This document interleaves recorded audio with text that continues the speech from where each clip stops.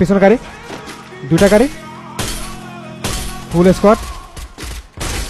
Down একটা ভাই, লাগাও। আরে দাদা একটা বেরো বলছি মা তোমরা কাটো অটোমেটিক করে। স্কোয়াড একলাই মেরে দিছি, স্কোয়াড একলাই মেরে দিছি। এই কি খাওয়া দুইটারে হেড পরপর।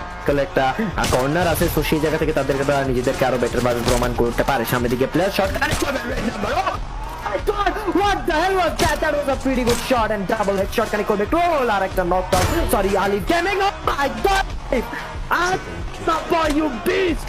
What an incredible performance, what an incredible gameplay. Oh my god, প্রথমে দুইটা হেডশট, তারপর বডি শট দুইটা, মাঝখানে লাস্ট শটের মাধ্যমে পুরো দলকে, পুরো টিম গুলোকে ধ্বংস করে দিবে এক সেকেন্ডে। Oh my god, Alif Gaming, that was pretty awesome and that was beautiful, you beast my boy.